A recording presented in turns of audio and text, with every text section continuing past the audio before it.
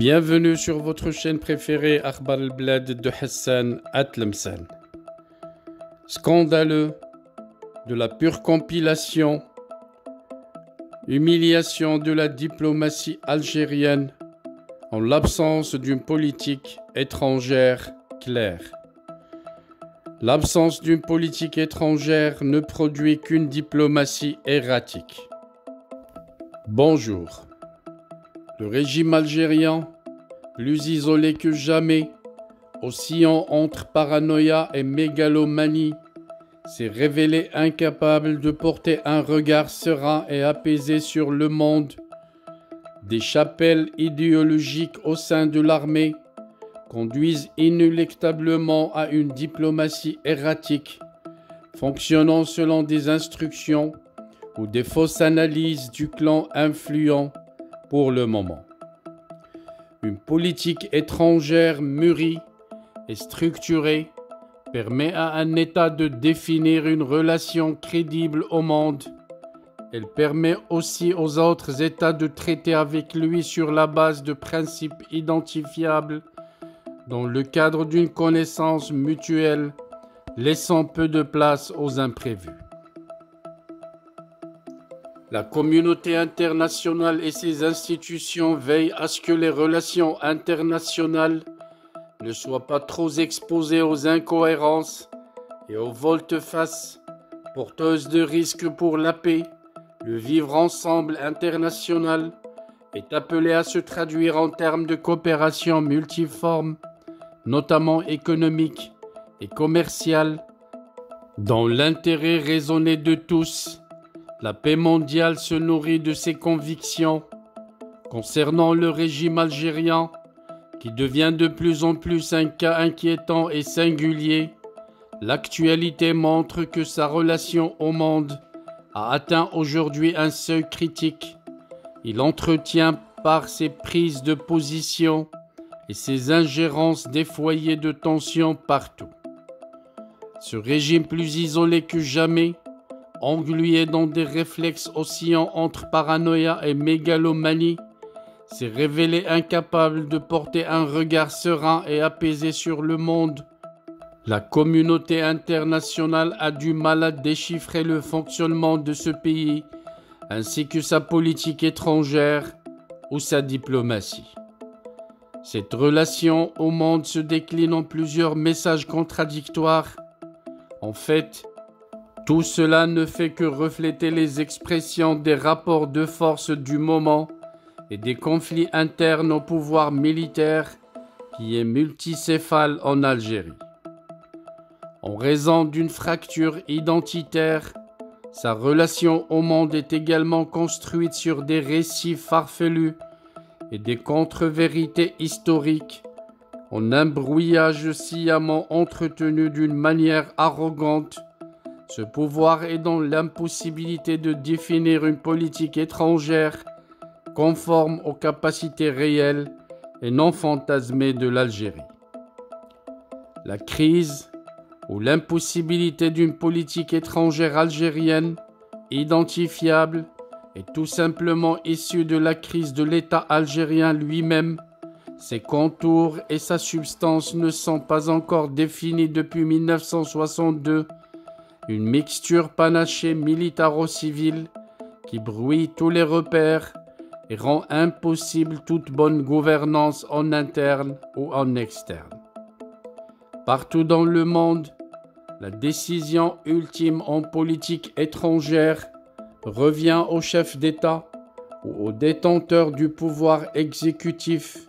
La centralité de la décision est nécessaire pour que soient préservés les impératifs de confidentialité, de sécurité, d'efficacité et de cohésion.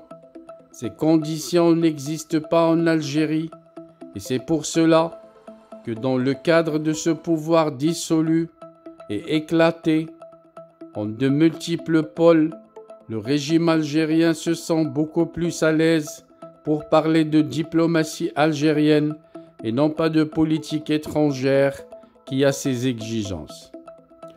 Or, il ne peut y avoir de diplomatie efficiente sans qu'elle ne soit guidée et portée par une politique étrangère bien déterminée. Les deux notions, même si elles sont complémentaires, ne sont pas synonymes, la diplomatie étant la mise en œuvre de la politique étrangère par les diplomates sur le terrain.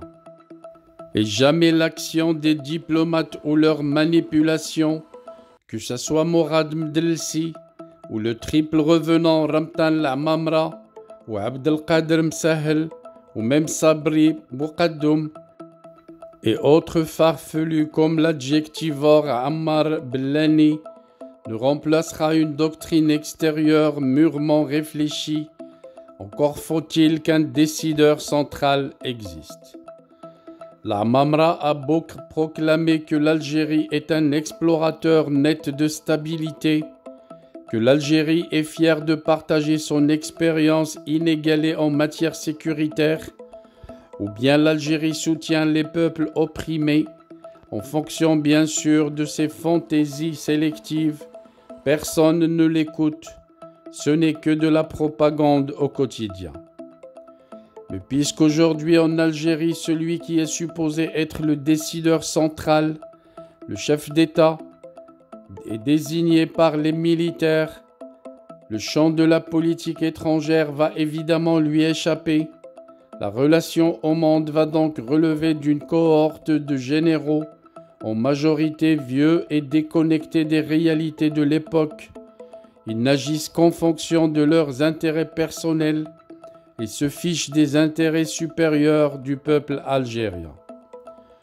Ce qui est dramatique est que ces généraux caporaux sont organisés en clans qui se surveillent et souvent se neutralisent, des généraux divisés entre pro-français, pro-russes, pro-américains, pro-iraniens, pro-chinois, pro-baassistes arabisants, éradicateurs, faucons, alors que les généraux modernistes partisans de la concertation, ils sont rares et inaudibles. Ces chapelles idéologiques au sein de l'armée conduisent inéluctablement à une diplomatie erratique, fonctionnant selon les instructions ou les fausses analyses du clan, le clan influent du moment, et pour chaque dossier, le clan dictera une ligne de conduite au ministre des Affaires étrangères, sans passer par le chef de l'État, mais cette ligne pourra être annulée ou contredite le lendemain par un autre clan. Les médias qui appartiennent aux différents groupes et généraux se chargent de répercuter aussi bien les positionnements que les pressions à exercer. La notion de politique étrangère structurée et crédible ne peut exister dans ce sérail. Ce ne sont que des mouvements d'humeur, des colères, des inquiétudes, des interprétations subjectives ou des approches biaisées. La seule conviction que tous les généraux partagent est cette haine du Maroc qui est leur marqueur principal. Notre pays est instrumentalisé pour justifier toutes leurs divagations et surtout leur volonté de se maintenir au pouvoir à tout prix. Ils ont tout fait pour mythifier leur pseudo-diplomatie et lui conférer l'illusion d'être corrélés à un régime pouvant agir sur les affaires du monde. Et ils y croient. Pour célébrer la journée nationale de la diplomatie algérienne, le 8 octobre dernier, ils ont choisi un thème d'une arrogance ridicule, 60 ans de présence et d'influence à l'ONU. Quand un État est véritablement influent, il reste discret et ne le crie pas sur les toits. Autrement, c'est de la vaine propagande, influencer, manipuler, instrumentaliser, monnoyer, leur mode opératoire préféré, aucune conviction pour un monde meilleur sur la base d'une coopération saine et d'une dynamique de co-développement. Ni politique étrangère, ni diplomatie, que les symptômes d'une confusion d'un régime qui navigue à vue Et quelle manière de vouloir organiser un sommet arabe sous le slogan d'unifier les rangs, l'Mshaml, alors que la junte fait tout pour diviser les pays arabes, tout en maintenant les frontières terrestres fermées avec son voisin de l'Ouest depuis 1994 et tout en rompant de façon unilatérale ses relations diplomatiques avec Rabat. Les chefs d'État arabes, bien conscients du double langage du pouvoir algérien, avaient bien raison de déserter ce rendez-vous qui cristallise l'absence d'une politique étrangère en Algérie.